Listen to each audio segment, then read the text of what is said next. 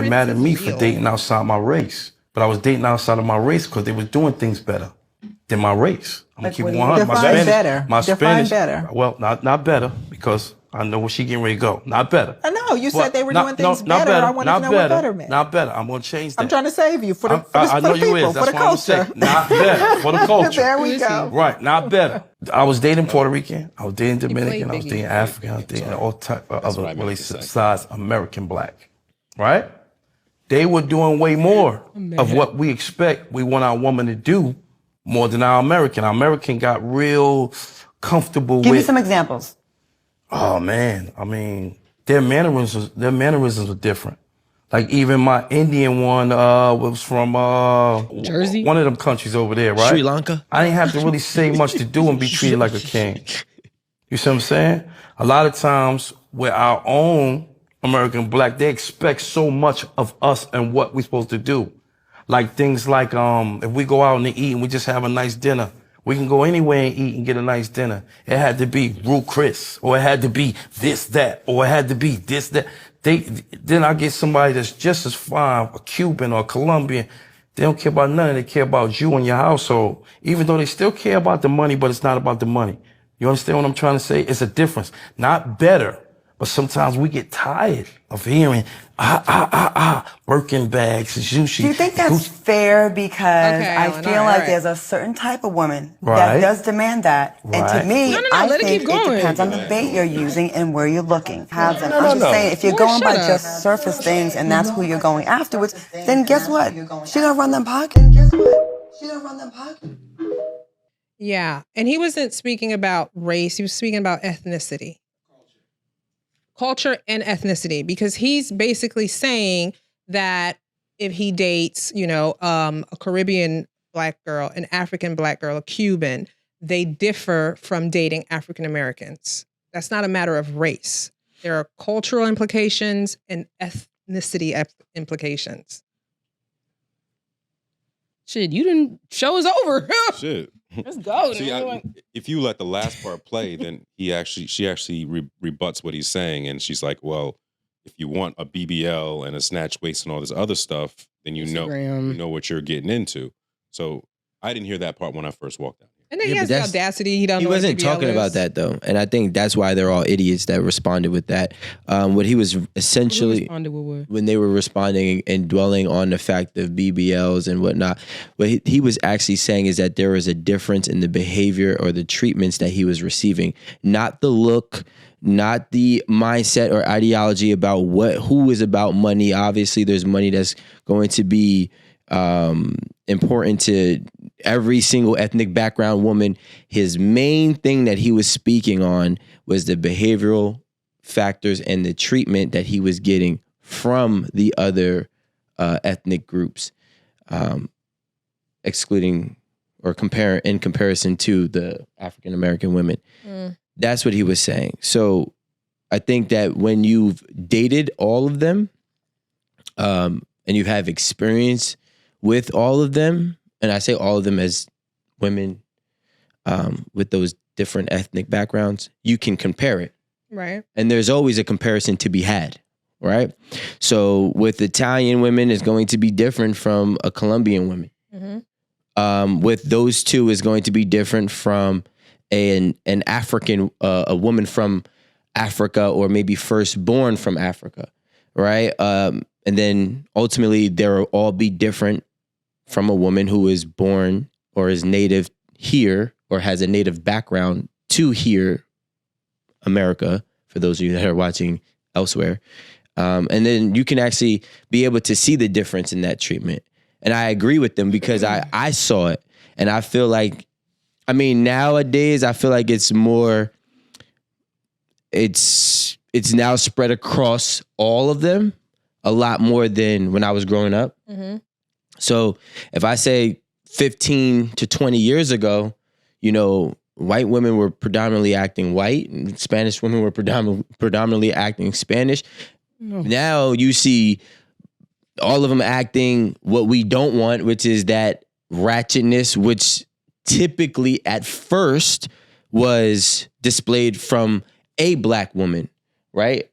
Now you kind of can see it in Dominican music. You can see it in, rappers. It doesn't matter who it is. But in the very beginning, if I'm going back 15, 20 years ago, that's where we would see it. And so, like my high school, which I was saying earlier, my high school is very diverse. Mm-hmm. I would go like 30% black, 30% white, and 40% mixed between the last, 4 or 5 bigger groups in America. And you would see it and it'd be like, well, damn, like, it's not that we didn't like the black girls in our high school. I don't want to say black girls, but the African-American girls in our high school, mm-hmm. right? Because we didn't put them with the Haitian, the Jamaican. We didn't put them with the African, the Ghanaian. We didn't put them with them, right? So the American, call them Black American. Yeah. Huh? Black American. Yeah, Black American, right? I guess, right? ADOS, yeah. ADOS, yeah. Those women had, their heroes, unfortunately, wasn't somebody that we actually respected in the light. Who were their heroes? Yeah, who were their heroes? Well, I mean, back then, and she did a great job reforming, but Rihanna was the biggest hoe to start off, right? What? Rihanna was the biggest hoe to start off. We did not want the Rihanna syndrome was real. That's how and she did a great job. She still got bitches dressing naked, right? She was the first one that we saw coming out to being nude, right? Rihanna was nude? What? When was she nude? I don't remember. She was the one wearing the see-through shits, like, and now we see it, all of it, like that Rihanna syndrome was big. A hoe? Yes. Yeah, but there's these fashions recycle themselves. This was happening in the 80s too. Yeah, I mean, Cher was naked, Madonna was naked. But my group of the people that I was growing up with, we didn't exist then. So even if it did recycle itself, we didn't want to see that with our culture, especially at that age, 16, 17, 18, 14 to 18, if we talk about high school. So, some of the behaviors that we saw, we didn't want that. We didn't want to see that. We weren't attracted to that, I should say. And it was unfortunate that was their heroes and that's what they emulated. Not every single one of them, but majority. I mean, now you've seen it spill over across a bunch of different ethnic groups, right? But back then, and I'm assuming that's the only way I can relate to what he's saying too. Right. But here's the question I have, right? So you're saying their heroes was Rihanna. She was over-sexualized. I guess that's what you're saying, that she was influencing women to dress. As an entertainer. Yeah, right. She's one of many. Okay, so that's dressing. But what are the traits, the problem where you're like, oh, this is a Black American woman. I don't want to date her because of that. It can't be because of that. Just that alone. Rihanna's Caribbean. That's true. Yeah. Well, she was the only one that they had, right, to look up to. Well, I mean, they weren't dressing like Beyonce. Beyonce was always the one that no one could be, right? Like, women could never be, they wouldn't even, well, maybe nowadays, but back then. Why wouldn't they emulate Beyonce? Because Beyonce was always the one that was the perfect one. And it was too hard to be perfect. So, they more so said, that is what we can never be, but that is something that we strive to be, but we don't actually practice to be. It's like the untouchable. So, but it was easy to be the Rihannas. You know what I'm saying? It was easier to do that. And to be Beyonce in that time frame or have that mindset, it requires a tremendous amount of just self-discipline and self-worth, which is easier to get what you want when you don't have that self-worth. Are we still talking about high school? Can I just say? I'm just saying, like earlier, like, let's just say, like, I just feel like we are so much like, we're so harsh with our own. Like, it's insane in terms of the grace that we'll give to other races, right? Who will practically do the same thing. They will do the exact same thing. But if we as Black women do it, now you're a whore. Now you're the worst. You're a strumpet. You're a dox. You're. What's a strumpet? I've actually never heard that word. Strumpet? Strumpet. Oh, it's like. Wait a minute. It's like a loose woman. I think, you know what? A loose woman? Like, does it mean physically loose? Like, it's like a whore. A Streetwalker. Strumpet. I'm about to say that. A strumpet, yeah. Strumpet ass. But a gutter snipe. Remember when seriously, like it's like why do we judge and like are so harsh to our women and give so much grace to other races? I think that what needs to be understood, and I can say this from having a multicultural family group, every one of these niggas is harsh on their culture, okay? The white people are the Italians are harsh on their Italians. Okay. Don't get it fucked up. The Dominicans are harsh on the fucking Dominicans. Don't get it fucked up. So when we're harsh on our culture as well, we're doing the same thing every single ethnic background is doing. We just don't want to do it. I actually disagree, because think about how many times like a white kid gets in trouble versus when a black kid gets in trouble.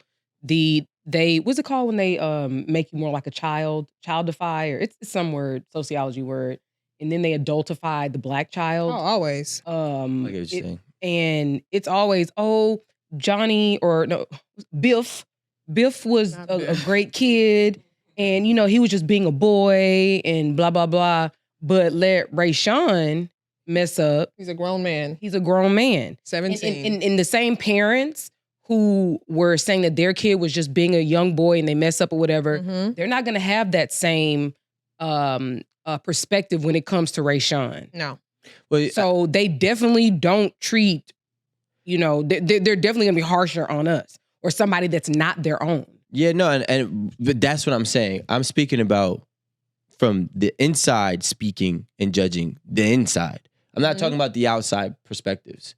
Right? I don't see, yes, they may be hard for you to get better, but I don't see an Irish or an Italian they don't get on the soapbox to tell you as an Irish woman or an Italian woman how you're the worst and this is why I don't want you. What if they do? And they don't. We just don't see it. No, because we're not I'm on their pages. We see it because unless you live in a skewed corner where you only are exposed to just blackness, then maybe you don't know. But if you are exposed to the world, because it is a very big world, it doesn't happen.